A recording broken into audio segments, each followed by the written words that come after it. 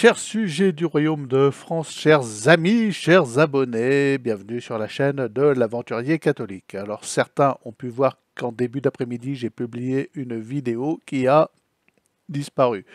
Je vais donc la reformuler. Bon, je ne vais pas faire de grands changements, mais bon, j'ai pas le temps de faire un montage ni quoi que ce soit. Donc cette vidéo, évidemment, traitait d'un sujet que nous apprécions tous, Monseigneur Vigano. Monseigneur Vigano, et non comme le dit ce petit monsieur avocat de Paris, l'abbé Vigano. D'ailleurs, à ce sujet-là, je lui demande de cesser d'être si condescendant.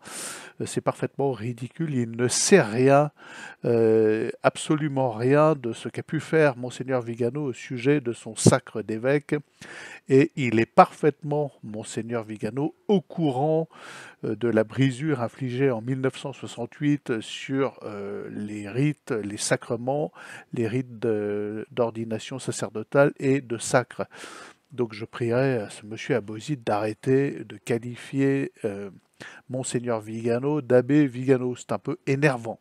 Bon, ceci étant dit, je vous invite à vous abonner à la newsletter du site de Monseigneur Vigano, Exurgé Dominé, dont je vous mets le lien dans la description. Voilà, c'est vraiment un site important où vous retrouverez toutes les vidéos, conférences, homélies et interventions diverses de Monseigneur Vigano. C'est le lieu où il faut être, car nous assistons à un feu d'artifice de Monseigneur Vigano, une vraie prise de conscience en profondeur concernant Vatican II et l'inénarrable Bergoglio. Voilà, qu'il n'appelle plus pape d'ailleurs. Donc je parlais d'Abosite en début de vidéo. Abosite traite de la dernière conférence dans une vidéo datée d'hier que vous pourrez retrouver sur son site Radio Athéna. Je ne vous mets pas le lien, c'est quand même assez simple à retrouver. Et cette dernière conférence de Monseigneur Vigano avait pour titre « Le pape est-il vraiment catholique ?» Et peut-on poser la question? Alors, Abosite traite correctement de l'affaire et donne suffisamment de citations et de matière pour que nous comprenions bien que Monseigneur Vigano est absolument à 100% cédé vacantiste. Voilà. Je pourrais moi-même vous citer 2-3 passages. Voilà un par exemple. Alors, citation. Comme je l'ai répété à plusieurs reprises, il me semble que certains ont davantage à l'esprit la doctrine du pape que le salut des âmes, de sorte qu'ils préfèrent être gouvernés par un pape hérétique et apostat avant de reconnaître qu'un hérétique ou apostat ne peut être à la tête de l'Église à laquelle comme tel il n'appartient pas. Je ne pense qu'on ne peut être plus clair. Et les certains en question, évidemment, tous reconnaîtront les Salnave et Saint-Pédis et Williamsonien et compagnie. Hein. Voilà, c'est un petit tacle, une petite pichenette. Donc là, il nous dit, il n'appartient pas à l'Église de Jésus-Christ. Alors dans cette conférence, il va beaucoup plus loin. Hein. Il compare Bergoglio au fils de perdition. Il dit que Bergoglio incarne l'abomination de la désolation, n'est-ce pas? Il nous dit aussi, et c'est ça qu'il faut souligner, et qui paraît contradictoire avec ce que je viens de dire, nous ne pouvons pas déclarer officiellement Georges et Maria Bergoglio pape, non, je répète, nous ne pouvons pas déclarer officiellement que Georges et Maria Bergoglio n'est pas pape.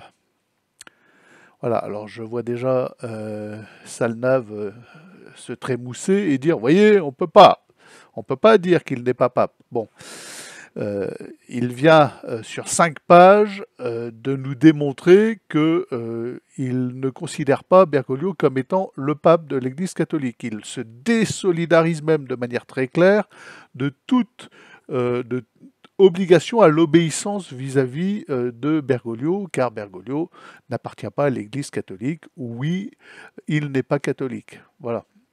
Et donc, évidemment, ce qu'il faut retenir de cette dernière citation qui servira de prétexte à Salnave pour continuer à nous dire, vous voyez, on peut pas dire qu'il n'est pas pape, on n'a pas le droit, hein, c'est le mot officiellement. Et c'est juste que dans le cadre de cette église bergolienne, Monseigneur Vigano n'a pas de place officielle et donc aucun pouvoir pour le déposer, pour déposer Bergoglio. Il me semble que c'est comme ça qu'il faut comprendre la chose.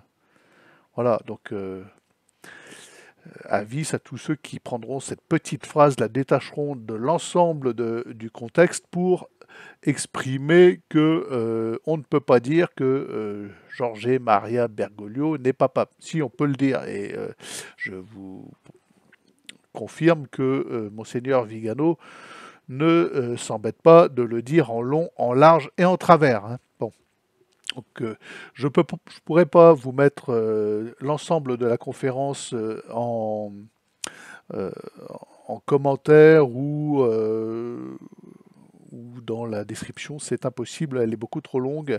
Donc bah, écoutez, je vous invite à aller sur le site Exurgé Dominé, vous la retrouverez, n'est-ce pas, sans aucun problème, à moins d'être manchot de l'ordinateur. Ça arrive, je sais qu'il y en a. Si vraiment vous n'y parvenez pas, mettez-moi un commentaire, je vous enverrai le lien. Alors sachez que il m'a fallu faire retraduire de longs passages de la conférence qui étaient à moitié en français, espagnol ou latin. C'est assez mal traduit. Donc, je ne vais pas reprendre l'intégralité de la démonstration d'Abauzit qui a fait le boulot, donc vous irez voir, voilà. Par contre, il y a deux, trois choses qu'Abauzit ne pouvait évidemment pas dire puisqu'il tient à conserver son petit boulot d'avocat, n'est-ce pas, d'avocat parisien. Il ne pouvait pas parler de ceci.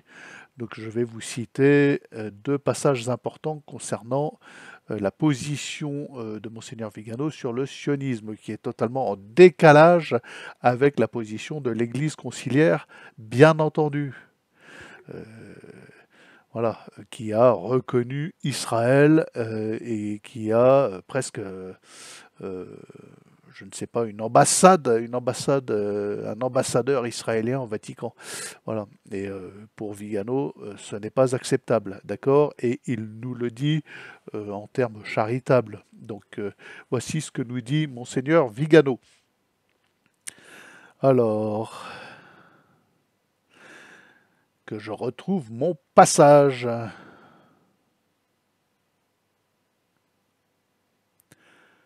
L'hostilité des malfaiteurs à l'égard du Christ roi est née dans l'éternité des temps, lorsque la Sainte Trinité a mis Lucifer à l'épreuve et que celui-ci a compris qu'il devait adorer et obéir à l'homme Dieu, qu'il devait le reconnaître comme roi et seigneur malgré l'humiliation d'avoir assumé un corps humain et l'infamie du supplice de la croix. C'est à ce moment-là que Lucifer s'est mis en tête de dire « non serviam ». Nous retrouvons ce sentiment de rébellion qui s'est traduit par la condamnation éternelle d'une partie des esprits angéliques dans les manœuvres des grands prêtres et des scribes du peuple pour envoyer à la mort le Messie promis, coupable de ne pas s'être acquitté des objectifs de pouvoir du Sanhédrin. Nous nous retrouvons dans le délire théologique du sionisme, qui, depuis le congrès de Bâle de 1897, s'est présenté comme une espèce de Vatican II du judaïsme, substituant la figure d'un Messie personnel à l'avènement de l'État d'Israël. Vous irez voir quelques vidéos en avant où je vous parle de monsieur le Rav Ron Shaya, monsieur Ron Shaya, qui clairement nous dit que toute la prophétie, tout ce dont nous parle la Torah, c'est de l'État d'Israël. Voilà. C'est ce qu'il nous dit clairement. Vous irez, alors si j'ai pas mis ça dans mes vidéos concernant Ron Chaya, sachez que je l'ai entendu de mes oreilles. Vous pourrez retrouver vous-même en écoutant des interventions. C'est toujours plaisant de Ron Chaya. Voilà, moi, ça me fait toujours rire. Donc, ce concile juif, donc le congrès de Bâle de 1897, a sanctifié la divinisation de l'État et son indépendance, prétexte de la guerre par rapport à la volonté divine. On ne peut pas être plus clair sur ce qu'une église en ordre doit penser du sionisme. Vigano étant pour moi la parole de l'église en ordre. Alors je continue. En conséquence, les nations qui un jour ont été chrétiennes reviendront à la foi de leur Père. Nous devons faire en sorte que les dissidents embrassent à nouveau l'unité catholique, que les peuples qui ont été submergés par les ténèbres de la superstition et de l'idolâtrie, vive la France, hein, n'est-ce pas, se tournent vers le Dieu vivant et véritable, que le peuple qui un jour a été élu reconnaisse le vrai Messie et s'éloigne de l'hérésie sioniste.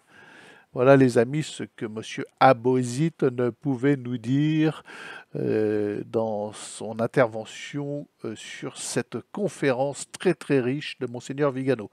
Donc je vous réitère la proposition d'aller vous inscrire à la newsletter du site de Monseigneur Vigano, dont vous avez le lien en description, c'est important. Voilà. Sachez que Monseigneur Vigano ouvre un séminaire, donc avis à tous les hommes célibataires qui sentent en eux la vocation de prêtre. À mon avis, si c'était mon cas, moi personnel, c'est là que j'irais. J'irai pas à la Fraternité Saint-Pilice, je n'irai pas ailleurs, j'irai rejoindre Monseigneur Vigano pour appartenir à l'histoire, parce que l'histoire de l'Église va renaître entre les mains de Monseigneur Vigano, je n'en ai aucun doute. Donc merci à Adrien Abozit de cesser d'appeler Monseigneur Vigano Abbé Vigano. Cette condescendance n'est pas très acceptable, voilà. Cette suffisance, on va dire, bon, c'est pas terrible. Bon, je vous rappelle le challenge de 1000 abonnés pour 2024. Donc, vous vous abonnez, vous mettez un pouce, vous partagez et bonne journée les amis.